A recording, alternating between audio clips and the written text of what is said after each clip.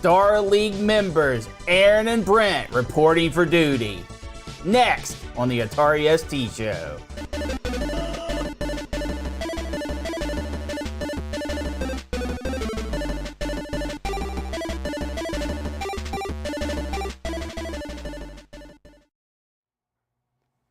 Hello everybody, welcome to another Atari ST Show. I'm your good pal, Amigo Aaron, joined by an ST fanatic, the Brent. Hello. I saluted during your opening monologue there because you're right. I am reporting for duty this week because we're going to be featuring BattleTech, Crescent Hawk Inception this week on the Atari ST Show.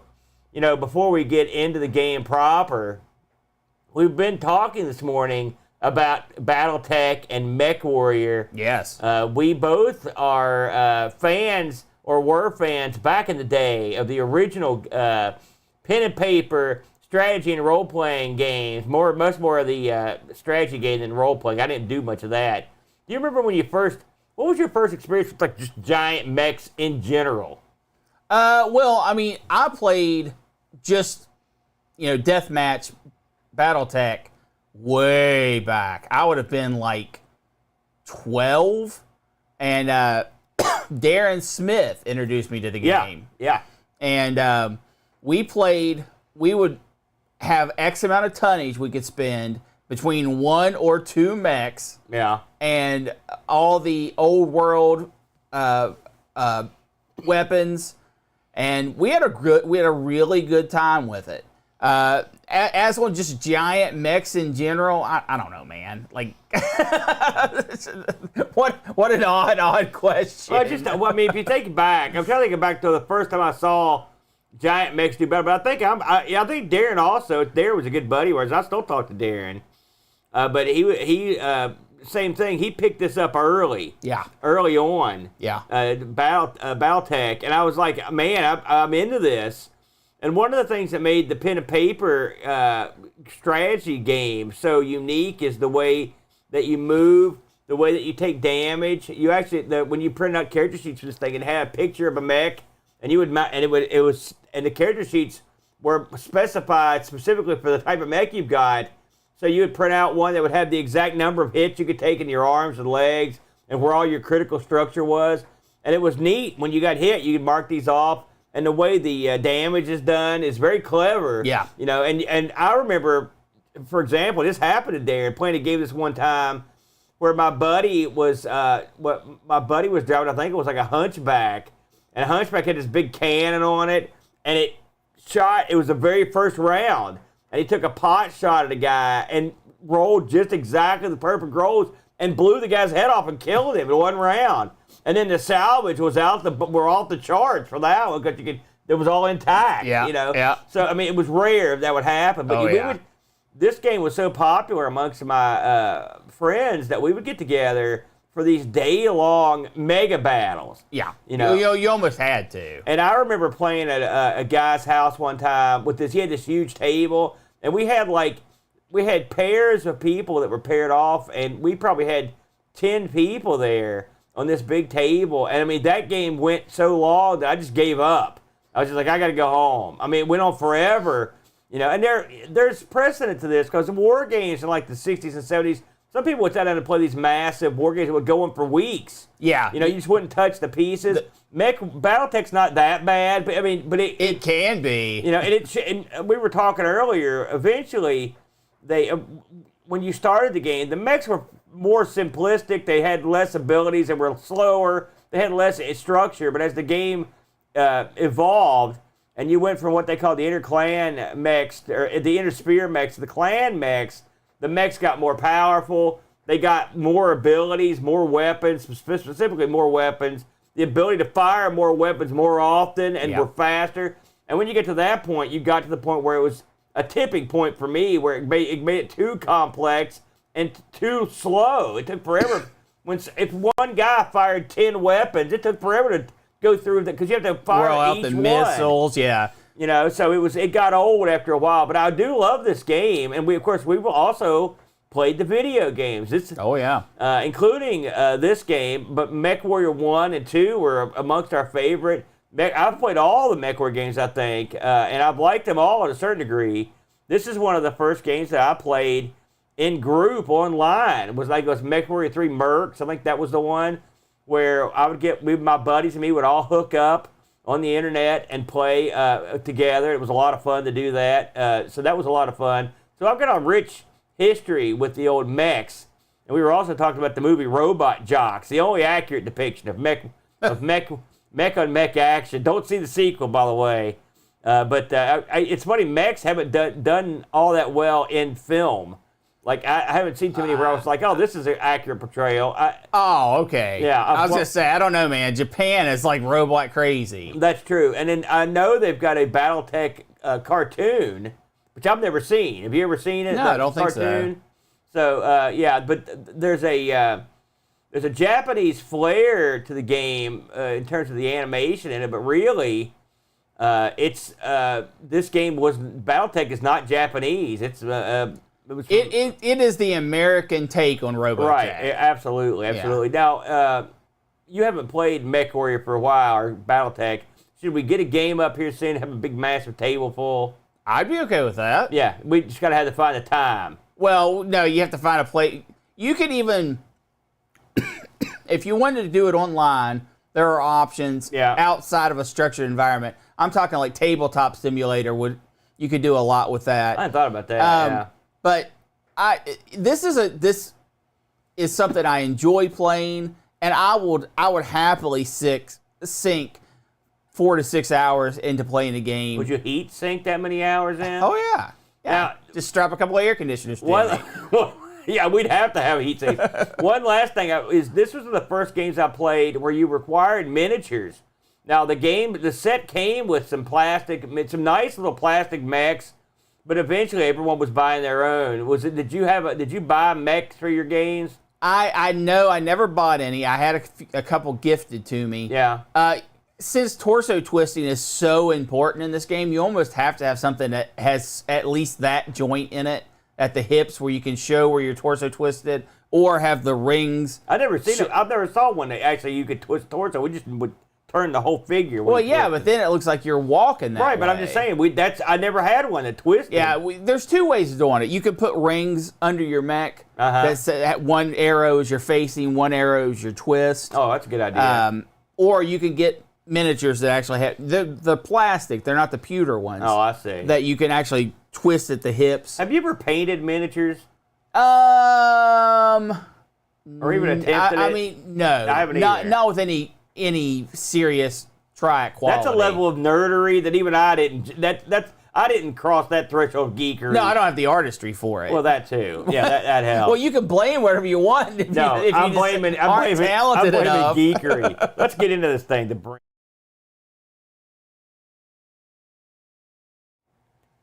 That moment of silence you experienced was the love theme from that, because this game is devoid of any sound.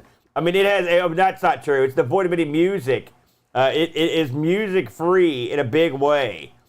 So let's talk about this. Before we get into BattleTech proper, I want to just go into what is BattleTech? Like, where did it come from? So BattleTech is a game that was created by an outfit called FASA. I didn't know this until I looked it up, and I quizzed you earlier. FASA stands for FASA. I think both pronunciations. It's FASA. It stands for Freedonian Aeronautics and Space Administration. I had no idea. It was a joke that the guys made up. FASA are the guys behind BattleTech and MechWarrior. They were founded in 1980, and they were swallowed up in April of 2001. They were headquartered out of Chicago, Illinois. So they made some pretty good stuff here. This is their litany of games they unleashed, but these are some good stuff. So they did the original Crimson Skies, which of course was famously turned into a very great game. Yeah. They did Renegade Legion. Earth Dawn was theirs. Of course, BattleTech. My personal favorite, Shadowrun, was theirs, and it was great. Shadowrun was a great game. Demon World, and then they also did Star Trek, the role-playing game, and the Doctor Who role-playing game, which I have both those, too. And so FASA they were right in my wheelhouse. It's funny that they started out strictly for wargaming, and they really left that area in a hurry. So BattleTech is a game that FASA launched in '84, right? And the license has been owned by several people. I mean, including like Topps baseball cards had it. Like Microsoft Xbox Game Studios owned it. It's had a bunch of owners.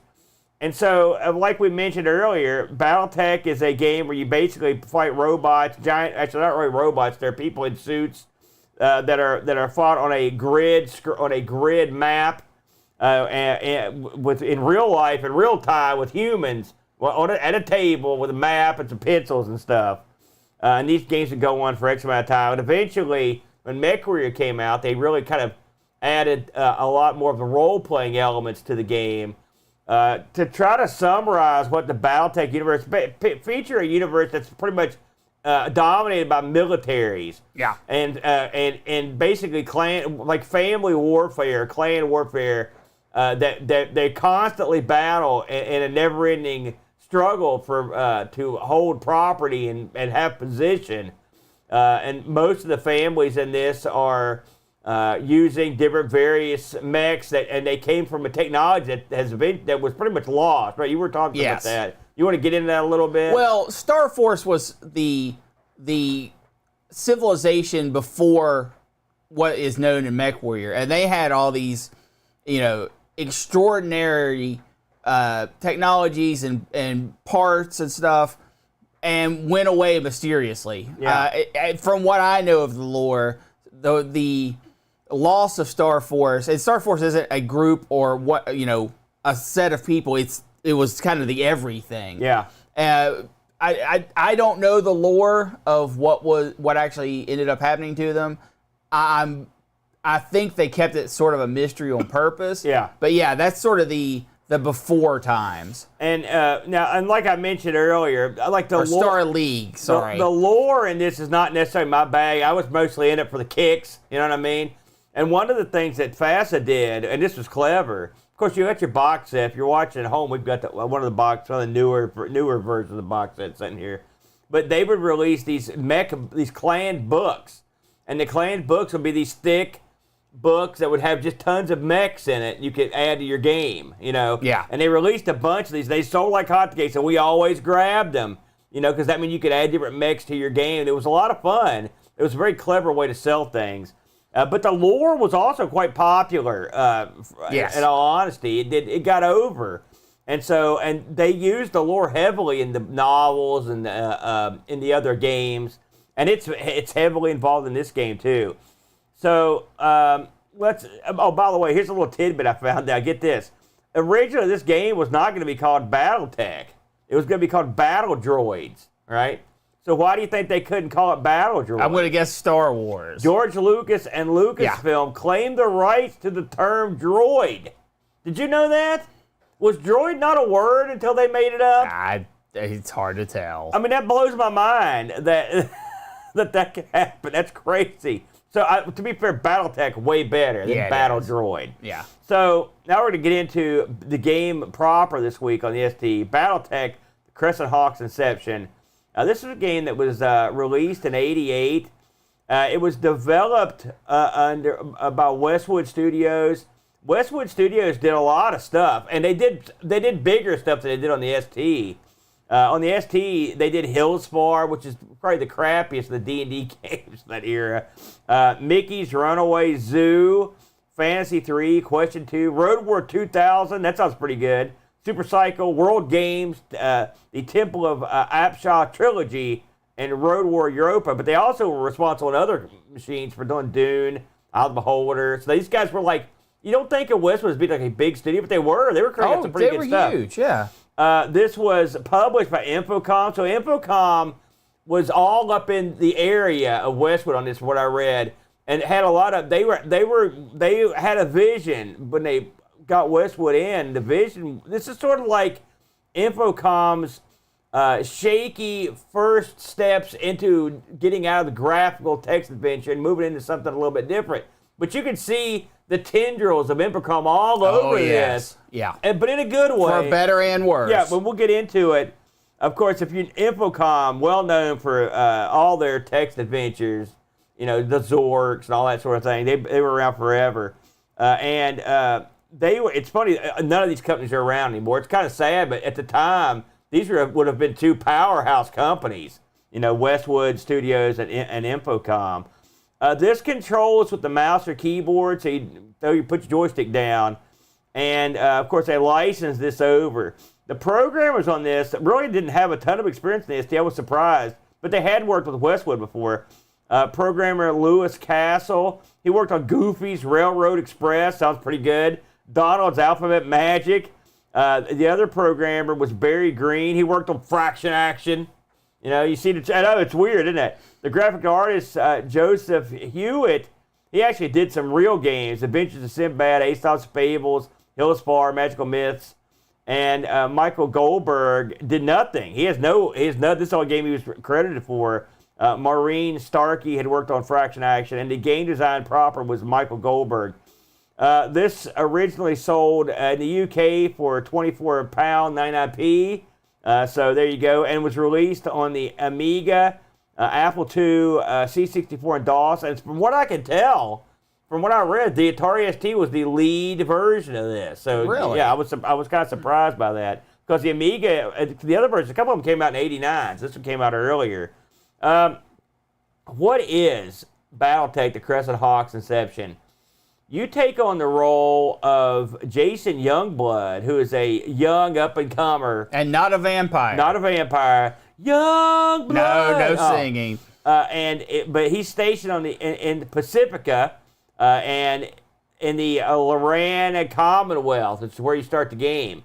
Now, your dad in this is a big wheel. Yeah. He's a huge wheel. He's such a big wheel that you can just casually walk in at the very first part of the game and go talk to, one of the high-ranking, princess types. Yeah. She's getting ready for a wedding. So, for this game really is, this game actually has you start off in a easy to get around, that's not true, easy to not get killed, safe situation to figure out what's going on before the deal goes down. Yeah. Now, I'm going to try to, how would you explain the setup of this game? Okay. Well, in terms of because I'm looking at the screen here, there's a lot going on. There's a few things you have to understand. Okay. You are at an academy. Right. And your very first thing is you're training to drive mechs, to pilot mechs. And it's basically a college campus. It's not a college campus. It's basically a sectioned off piece of city. But you really should think about it as a college campus because you've got your barracks, you've got your different classrooms you can go to, lounges, weapon stores, shop, and it's all in the fenced off and safe. Yeah. So when you very first start the game, you have a few options that don't include going to class. You can invest money. You can go check out all the stores. You can talk to people that are just around town to get some more lore. And talking to people is kind of weird because you don't just walk up to them and talk to them. You have to basically find them in a building. And when you go into the building, if someone else is there, it gives you the ability to talk to them. Now, which you hardly ever get to do. Well, unless you manipulate the system. Because other people are walking around this map too. And if you see someone and you see them go into a building, they actually will be in that building. So you can go into the building and talk to them. And you can follow them around. And say you've got a person that you think that you need to talk to, you can actually follow his little avatar around until he goes into a building and duck in and talk to him. Did you do that? I never even tried to do this. Yeah. What information did you glean from it's this? lore. Yeah. I mean, it becomes more important later. Yeah. But in this beginning section, it's just to find out lore. So the actual training of this comes in a couple flavors. You can either pay money to instantly get better at something. For example, small arms training. Like if you wanted to get better with bows and swords for some reason, you could actually... That's the first thing I got better in. Well, you're an idiot. What do you mean? That's cool. No. People dig swords. They're vibro blades. Yeah. No, you know what's real ineffective against a man with a sword? Fighting a mech. He's not going to do Well, much. I'm not going to fight a mech with him. So you could just go into a classroom, click a button, pay your money, and you'll get better at that skill. Yeah. The other thing to do is to go to the mech training, the pilot training, where you actually go into the building and they will put you in a mech and tell you to do something. Like the very first thing you do is like walk to the corner of the map. Yeah. So it's just to teach you how to control, where to click, or what keys to use to move the mech around. You go to the corner of the map, you go back to the entrance, you're done. That's course like 1 of 7. And you can't just go right back in the building. It forces you to go out into the town and do other things. It won't let you retrain immediately. Or sometimes it's like you look really tired. You need to go to bed. Yeah. So, and the reason why it's having you do this, you'll figure out real soon, because if you don't, you're screwed, is when you put money into the stock market, every thing that you do advances the stock market. Either makes your money go up or down. You can just kill time, and it will advance the stock market as well. I did not. I didn't know that. Like, I thought the stock market just would, just like everything else, would just arbitrarily change. No. I did, because I made a killing on the stock market early on. Yeah. I mean, early, and I hadn't done that much. Yeah. You also get a stipend from your parents or guardian or whatever. It's an allowance. Yeah. I think it grows in $15 increments. And $8. Anytime you see you get money for no reason, you know that also meant the stock market went up or down. And you can go get your money. That's wrong. It is. Hold on a second. There are places in this game you can go stand and your money goes up. I didn't experience that. That's a fact. Well, I read it a fact. I believe you, but so you can go stand. I didn't experience that. There's a bush right outside, and it's random. Because that makes no sense. No, it doesn't make any sense, but you make $C-bucks out of them. You can go stand somewhere, and your money will go up. But I went out to dinner last night, and when I came back, I had 1,000 C-bucks. But here's the dirty little secret. Doing that is dumb. Not for me. Just put money into the stock market. The stock market doesn't always pay off. Yeah, I lost tons of money in the stock market. You save scum it. No. You have to. I don't do it that way. Because that's cheating. Are you kidding me? You're cheating. You take that money and you have to buy your own gear. So you have to buy armor for your guy. You have to buy weapons for your guy. Yeah. And you can buy bows and swords and crap like that. But you can also buy rocket launchers. That's true. Machine gun. Yeah, no. You buy either the bazooka or the big flamey ball gun. Yeah. Those are your only 2 options. No, listen. Because, you one-shot people when you hit... let's back up for a minute. Okay. You're jumping too far. So you go through all the training. It's like I said, it's like 7 training missions, and they get progressively more involved. They'll have you destroy a structure, and then they'll have you destroy an unmanned mech, and then you have to destroy They have to pick up something. Yeah. One of them. Then you have to fight multiple mechs. Here's the thing. You're skipping over tons of stuff here, so you jump one right in. Before we get too deep into the story, I just want to talk about what the layout on the screen was. Oh, that's what I was trying to get you to talk about, but you just rolled on. So when you play this game, this is your classic tepid steps into out of text gaming and into something else. In the upper right-hand corner is a box, and that box shows nothing but text with an occasional picture that will pop up. All right. In the lower box, there's your stats, and in the main huge box on the right side of the screen is what's going on the screen. Okay. So the text portion of this is important. A lot of information is delivered in the text area of the screen. And it's stuff that you're not seeing happen on the actual screen. It gives you hints. That's the way the game's set up. It's also got a control methodology. It's sort of like a Diablo or something. You can move this guy with the arrow keys, but the quicker way to do it is hold the mouse button down and point to where you want him to go, and he'll try to stagger out there. That's a kind of a thing where you have to get used to the control. Yeah. And you'll also be very happy to know that your academy days are spent navigating a maze-like academy where they did not do you any favors. It's not that bad. But you have to go all the way back and all the way. They made sure to put the stuff on the exact opposite side of the compound. They also don't label what buildings you can and can't go in. You just sort of have to figure it out when you get up to them, but you'll figure it out pretty quick.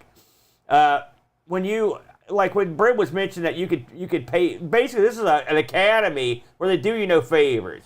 you got to go to class and you got to pay. And so, like, you start off with no knowledge of anything. And like Brent mentioned, you've got swords and handheld stuff, and you've got pistols and rifles, and you've also got automatic weapons, like heavier weapons as a skill. And so I think there's 4 classes you can take. And every time you take them, it costs you.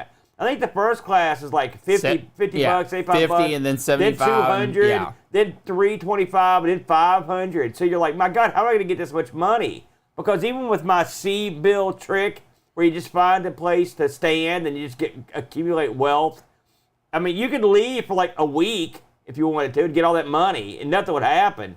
But the best way to do it is try your hand at the market. Now, Brent's explanation of the market was not my experience, but to me, I mean, I'm not saying it's wrong. It's something I didn't notice. I read a FAQ on this when I started playing it to get an idea what was going on. Right. And I just invested. Like the first day I invested some money, I made like big money. I made over 1,000 C-bills on an investment. Like it was, I got it right out of the gate. But that was the best I ever did at. I never got that much again. Well, this is the way it works. And you think that, man, why are they talking about all this stock crap in a MechWarrior game? Yeah, it's important. It's vitally important. And it also follows you to other places when you get done. There are 3 stocks. The first stock will always make money, but a little bit of money. The second stock is medium volatility, which means it can go up and down, but it ups are usually decent ups, and your downs are usually not too bad. And then the third stock is your mega risky stock, and it actually gives you descriptions of all these companies. That's the one I got the big money in. And it has huge swings in both directions. So you just wait until you get the tick that the market is updated. You look to see if you made money. If you made money, cool, keep going. If you didn't, load your save game, pull your money out, put it in the middle stock, wait for the tick. And if you do this, it takes a little bit of time, and it sucks because you're playing a MechWarrior game, watching the stock market. But you can accumulate enough money this way to get you past the intro, because you need roughly about 5 2 Gs. to 3,000 to get the things you need. Well, to get the training, that's not counting you the don't equipment. need. But here's the thing: you don't need all of the training. Right, but this is it. You're getting it here. Now you'll accumulate more experience as you play. Stuff. Yeah. But yeah. So anyway, that stuff is sort of important. We did it in different ways, but you'll just, got to get some money. There's also a place you can go to train to be like a service mechs. They've only got one step, and it's $500. 500 C-bills. And you don't need to learn those skills. Right. Well, I did it. I went to all that stuff because I had time. So here, I'm going to take a step back for a minute. When I was a young Aaron, I had this very game on my Tandy 1000, okay? I did not have the documentation. This was a liberated copy that I'd found somewhere on BBS. But I wanted to play this game because I thought mechs were cool, okay? Right. And so there's a part of this game where you go to train, and the most vital part's where you're doing your mech training. And before every training session, they give you a quiz. It's hardwired into the game. They show a big mech, and there's an arrow pointing different parts of the mech, and it says, what is this part? And it gives you a big list to choose from. This is the copy protection on this game. You do it every single time you train, okay? I didn't have the documentation. There was no internet, so I remember writing down a picture of this mech and going through, I'm not lying, and you have to pick 3 of them and trying to figure out all these parts. And I had a handwritten version of that at the house where I'd written it up so I could get past that part. So after you train for a while, you're going to go to a point where you go lay down. That's what they tell you to go to sleep. And you're going to have a vivid dream. And in the dream, the lady of your area is kidnapped, and they trash it, and it's a huge disaster. It's all written out in text. And the funny thing about this, it's all text. Okay, none of this is on the screen. Yeah. And it tells you what all this awesome crap you're doing. Your guy's swinging off chandeliers and jumping through windows. He beheads a guy. I was like, holy God. And then you wake up. It's the old Dallas. They gave you the old shtick. Oh, it's just a dream, right? Well, it was a prolific dream. Because one of the all-time great bits, and I remember this from being a kid, is, and this is random. So a lot of this game's random. You go after your 5th training mission. As far as I can tell, this can happen from any time from your 6th to your 8th training mission. Okay, So you go out to fight a bunch of mechs, and then you guys, hey, this isn't right, and you look up and it's not right because this is the exact moment where you're being invaded. Yeah. Right, and so they're trashing the city, and there's a bunch of mechs on the field where you're at, and you're like, oh my God, I'm getting hammered here. You've actually got 2 ways to go here when this happens. You can fight until they destroy you, and then you are on foot. Yeah, and then you run away. We'll get to that in a minute. Or there's actually a way you can get your mech out of there. Yeah. But it's hard. It's hard to do without getting crushed. And we haven't even talked about mech combat. We'll get to that in a second. This right here, though, blew my mind as a kid. It really is jarring when you're doing all this training because the first part of this game is real sequestered. Like, you're not going anywhere. You're in this safe area. You can't get hurt or killed. You can't get hurt in training. Like, nothing hurts you. And then all of a sudden, you're fighting real mechs that actually can hurt you. You're like, oh, my God. This is a great plot point that they put in. I really liked it. And they do trash the whole area. They blow up everything. You know, and so... the Citadel falls, and so at that point you're on your own, and I mean in every sense of the word. So and so here's the point of that. By that point, you better have as much training as you can get, and as much armor and firearms and crap as you can get hold of, because this is it. You're going to be whatever you take into the field is what you're going to have here. And what makes it interesting is I didn't know this until this week. So I had a game where this happened. I'd save the game. Every time I go to train, I'd save the game. Mm-hmm. So I went back, and when I went back and did the training went fine. It didn't happen again. Then it happened the next time I trained. So what you can do is if you save before every training session, you can keep going back and training and getting ready, and hopefully it won't happen until like the 8th training session. You know what I'm saying? Yeah. So that's a way you can get an angle on the game. Now, there's a lot of saves coming in this game. There is. And I will say on the ST version, the saves worked fine. I had thank God, because I saved quite often. But that is an interesting element. And then at that point, the game totally changes because you've got no support and you're abroad in the middle of nowhere trying to make your way to a different area. The starport, yeah, I believe. The game hints you to go to the starport. And that it doesn't force you, but it hints you. I did not get to the starport this week. I played this a lot, by the way. I will say, without a doubt, this is the most I've played any of the ST games that we've ever covered. Well, yeah, there's a whole lot more game it's here. It's not just because I really, this took me back, quite a way back into when I used to play this on the Tandy. Let's talk about the nuts and bolts here. What did you think of the control, the graphics, the sound? I use keyboard. Sure. Okay. Let's start with the worst aspect, the sound. There is no sound. And by the way, this goes across almost every version of this. Yeah. They don't have hardly any sound. The DOS version makes some horrible opening music that they just didn't even try on the ST. But the rest of it, the only time you really hear sound is sometimes in battle when you're getting your mech and it'll be like firing up your mech. And then you hear like laser sounds, lame ones. But Yeah. this game is effectively mute. Yeah. Go ahead. And let's talk about the graphics. The graphics are fine. I have issues with the graphics, but I'll get into that later. Control is fine. You move left, right, up, down, and it does what you want it to do. There's a lot of menu navigation, like when you go into a store, it'll give you 6 or 7 options, and some options will go 2 or 3 menus deep, so it's a little Excel spreadsheety. Yeah. But all that is the basis to try to tell a good story. The graphics are it's like you're playing on the overhead map in another type of game. That's what it reminds me of. Because you're this tiny little guy moving around.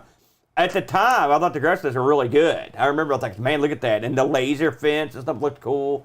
And you were playing mechs.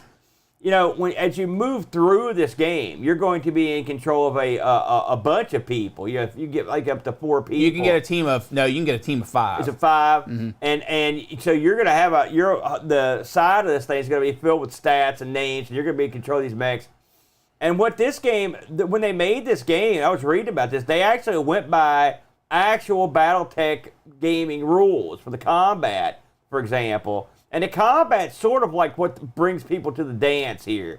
It's because you're driving a big. I mean, that's I disagree. Well, I mean, I think that's what most people would want to be interested in is the combat portion of this game.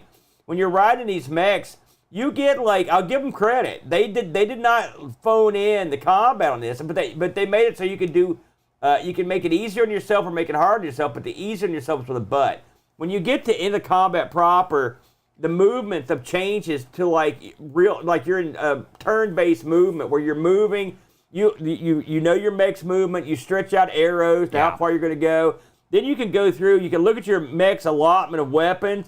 You can individually target things that you've scanned with each weapon. And I'm talking probably 6, 7, 10 weapons, depending on what you're driving around. Yeah. And so you've got there's a lot of flexibility there. And then when the combat resolves, it tells you, okay, critical hit right torso, critical hit, here. Hit here, miss. It goes through each weapon, and you can also make it as detailed or as not detailed as you want in the explanation of the combat. You can also just have the computer do the combat for you. That's okay occasionally, but it's not something you're going to want to do that often because for a bunch of reasons, salvage reasons, and also the fact that the computer is not the best. It will run right into like 5 guys to get you killed. Yeah. If you have overwhelming odds, if you're in a mech and you're fighting 6 humans, just tell the computer to handle it. Yeah. But if it's you versus another mech or another 2 mechs, you have got to take control because you'll get slaughtered. This reminds me of actual BattleTech because when you've got all these mechs, I mean, it takes a while to resolve these combats in a big battle. I didn't get to the point where I had tons of mechs in this, but I've got to a point where I had a couple. But it's I like the combat okay. You're not going to stare and wonder at it. And what they've done here is that you'll see an animated graphic pop up in the upper right hand or left hand screen. It'll show like a guy shooting. It'll show like a mech shooting a gun, or it'll show a pilot going like, oh, like your guy. And they're in the anime tradition of art. It's very Robotech-y. Yeah, and so it breaks it up a little bit, but you see a lot of the same stuff over and over in it. But the combat I thought was okay. Once you understand what you're doing, it's okay. I mean, it would have been better if you can't have it like Gauntlet.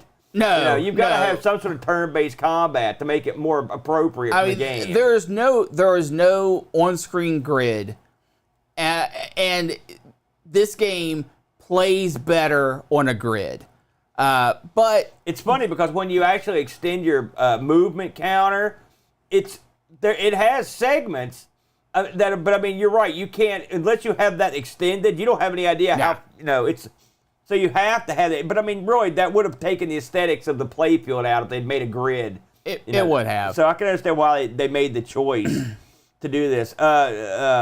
The game has a lot of lore in it. Yes. You're going to learn a lot about what's going on. That's a lot of the meat of the game. Yes. And there's a lot of reading that will come up. It's not tons, but it's a lot. As you go through, you're gonna talk to people, or like there's one guy that you meet in the lounge. There's a big long shtick with him.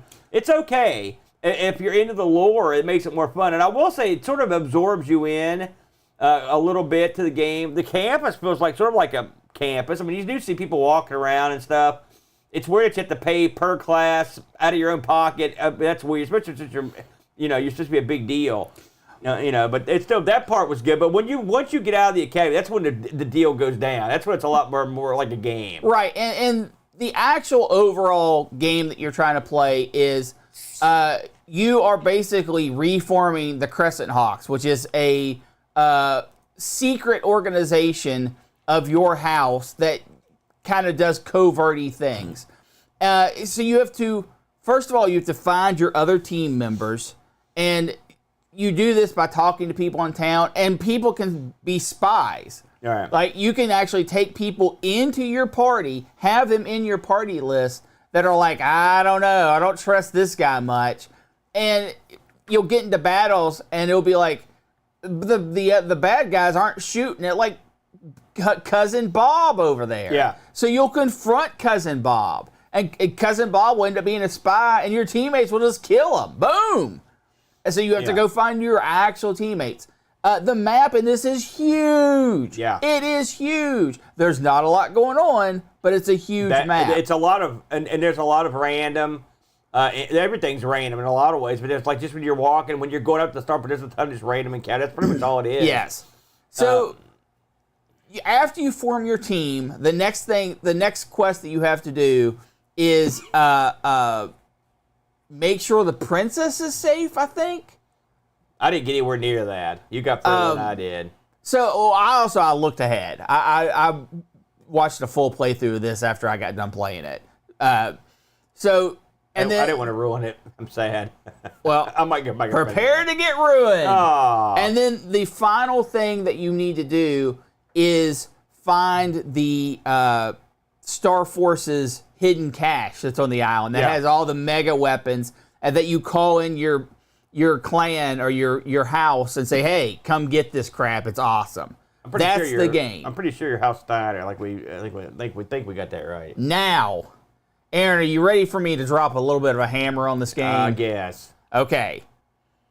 As interesting as this game is, it is chock full of problems. Problem number 1, in a mech warrior game where you can only pilot 4 mechs without hacking. Yeah. 4. You saw the hack, yeah. 4 mechs. That is really bad. And no tonnage is over like 35. Yeah, they're all like Jenners and Lotus and crap like that, yeah. Problem number 2, your mech that you're piloting, the graphics on the screen does not match the mech that you're actually in. Yeah.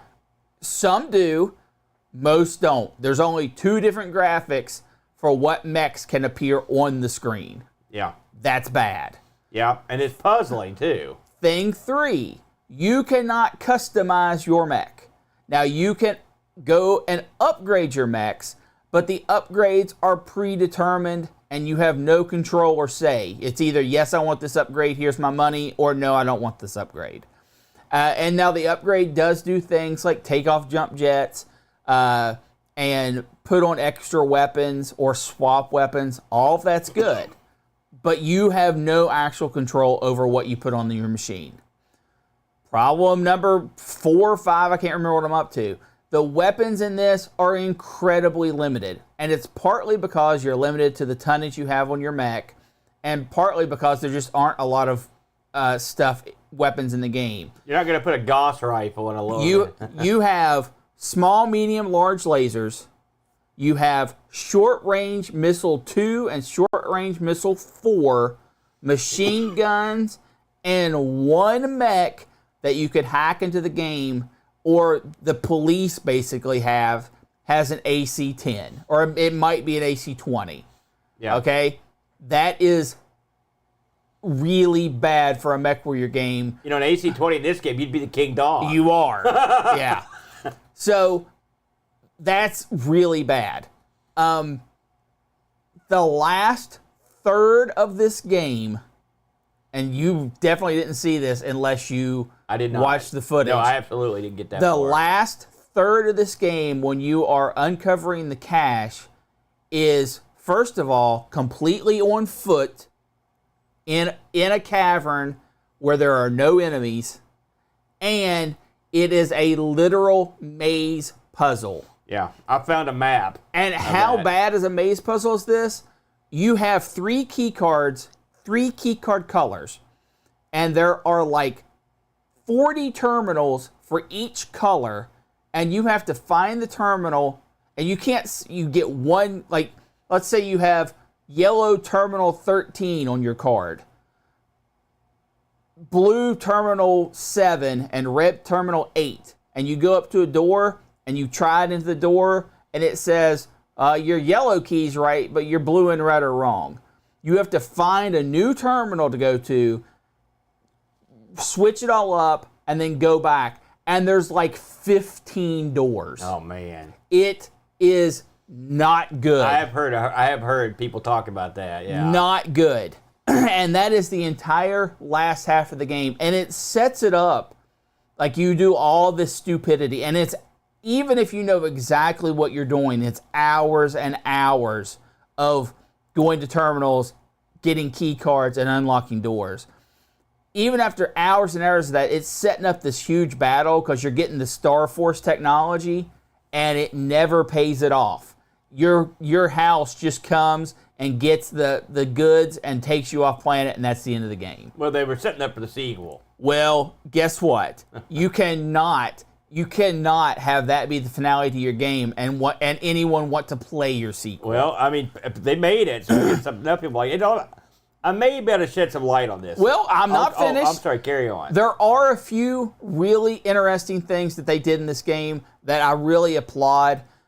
Being able to follow people into buildings to talk to them, really cool. They have one town that has one building that is a cinema, and you can go into it, and what it does is it puts the cutscenes in an order that makes sense, like it's playing out a movie and it has the text. I thought that was really interesting, and then the movie, obviously they can't do a whole movie that way, so eventually the movie fails, and everyone gets mad, and you see all these people stream out of the theater on the screen and start going to their other daily tasks and whatnot. Very, very cool. Makes the world feel alive. And that's something this game does really well, is makes the world feel alive. Yeah. But, man... And you have to even go get, like, you've got on your academy uniform, so you need to go buy clothes. Yep. You know, so it's got that. They thought about, you can tell the people that came from an adventure angle at this. Yes. So, I saw an article where Infocom was talking about this. They said this game was to be marketed to 13 to 19-year-old boys, all right? So that's the mark they were going for. This is supposed to be sort of a lower, easier RPG, sort of like get your feet wet. Okay. And which means I'm too dumb to finish it. And it's they said you could get 34 hours of gameplay, but you could beat it in 20 pretty easily if you wanted to. That's what I don't know how.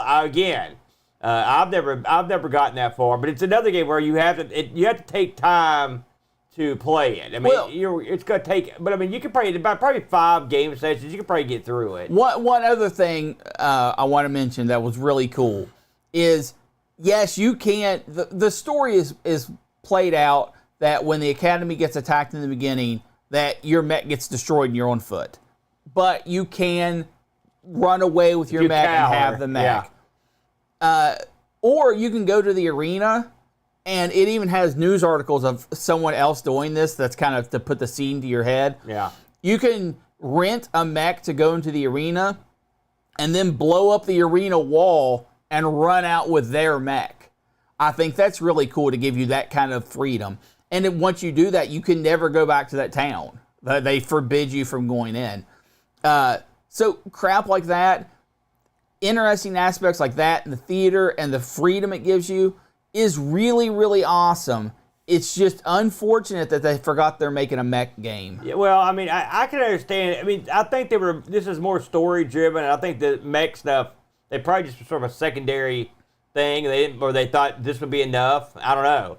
But so with all that said, yes, where do you put this? We've played a bunch of Atari ST games, and as you know, obviously this game here, despite the fact that it is an Atari ST game, it got released on other machines and was eerily similar. I put up a comparison to the DOS version that I played.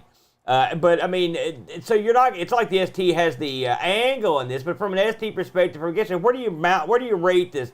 I mean, I was telling you before the show, I played this more than I've played any game on this show.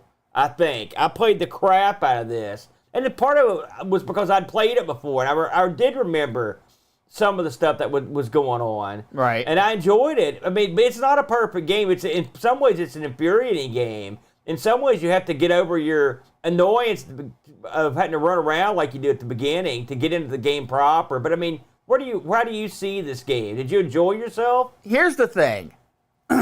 If this was my first MechWarrior experience, I would have enjoyed it 10 times more because I wouldn't have known all the things that they didn't include. But none of the other games are like this. I would think the Lotus and the other handful of mechs they have in here are all the mechs there are, and then I'd be satisfied. That's fine. But coming at it from a perspective of playing other mech games and knowing what all was out there. And they had the code for the other mechs in the game. They had that code in the game. All of their armor, all of their weapon layouts is in the code. They just didn't do anything with them. So it's really hard to judge this. Is this game something that someone can sit down and play and have a lot of fun with? Absolutely. Because especially if you like lore, especially if you like getting into the nitty-gritty of multiple houses fighting each other and that kind of aspect of it, it's really fun and interesting to figure out some of that stuff. I learned tons of stuff I didn't know about BattleTech before playing it. Coming from my eyes, that the experience I've had with other MechWarrior games and what I enjoy out of MechWarrior, which is less of the lore and more of the customization and trying to defeat odds that are not in my favor by being creative. I can't recommend this because you can't do any of that stuff in this game. Even the battle strategies are very, very limited in what you're able to do. So in the end, I'm going to say that this was a good game. Yeah. But it had the bones to be a great game. And the fact that it didn't get there or didn't try or ran out of time or ran out of money infuriates me so much that I will never play this again. Oh, jeez. You work in like finality, which I don't do. But you never say never. I will play this game because I actually kind of got the bug back.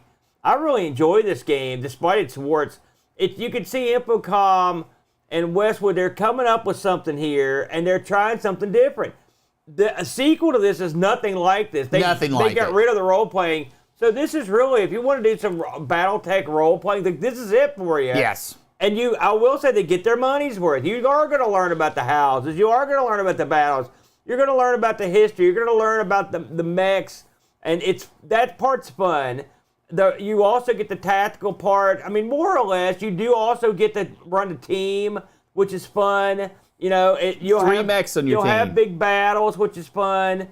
And they mix it up with humans and with the mechs. It's okay. I mean, if you look at the year when it was released, I think it was a pretty dynamic release. I think there's a lot to it. Personally, I dug it. I think you might dig it as well. We got a review, one man that had enough gumption to give this thing a whirl.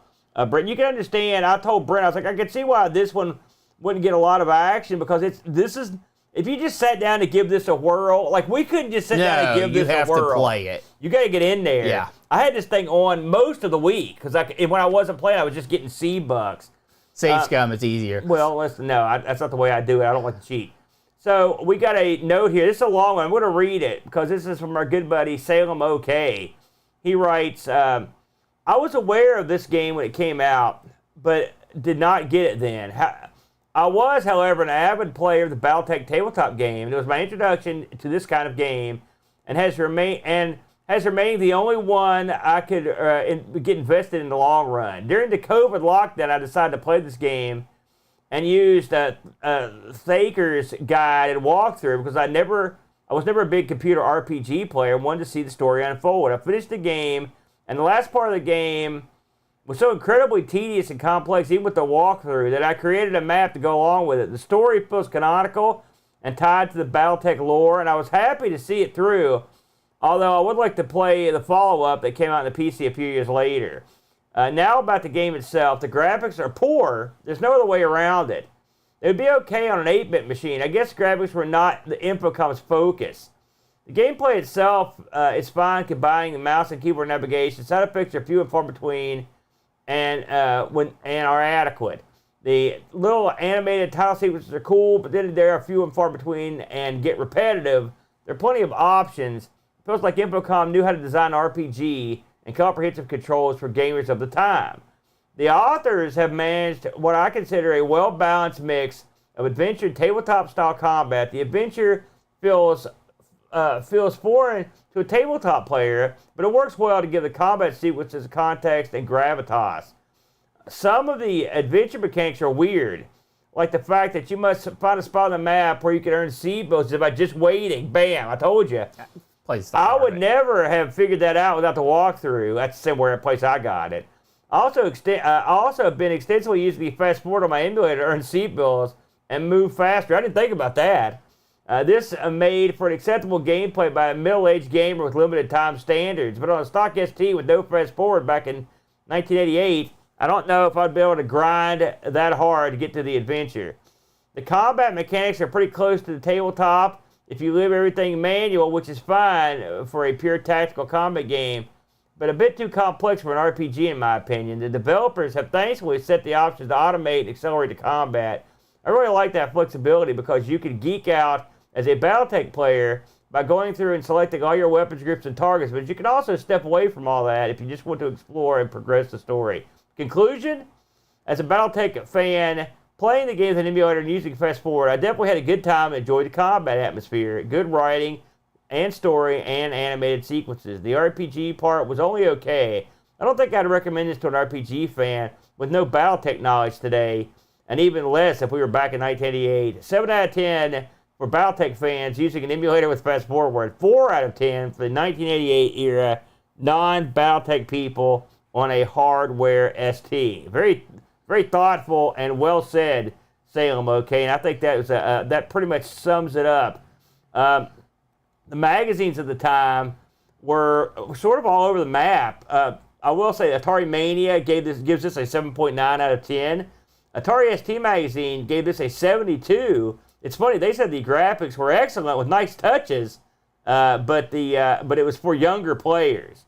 I don't get the younger player thing. It is, well, I think it's because this was the 80s. I think anything like giant robots and science fiction, they were like, kids like this stuff, teenagers. ASM Magazine gave this a 72. They said the ST version doesn't come close to the PC version, but the ST users are still well served by the program, definitely worthwhile purchase. So they were, okay. So yeah, but it's funny, a lot of middle of the road. I could see a middle of the road on this because it has that sort of feel to it. But in all honesty, I think this is a fun one that adults can play in 2024, and it's better now. I played this on the Mister, but like Salem said, if you want to play this on something where you could fast forward, that'd be great. You could make a bucket of cash very quickly. Any final thoughts on this one, Brent? I don't think so. I like this one. That's just me. That's me personally. So that was BattleTech. I would give that one a chance if you are so inclined, Brent. I had a lot of fun with that one. Now, let's talk about what we've got coming up. As we record this, Brent, we are less than 2 weeks away from Boatfest.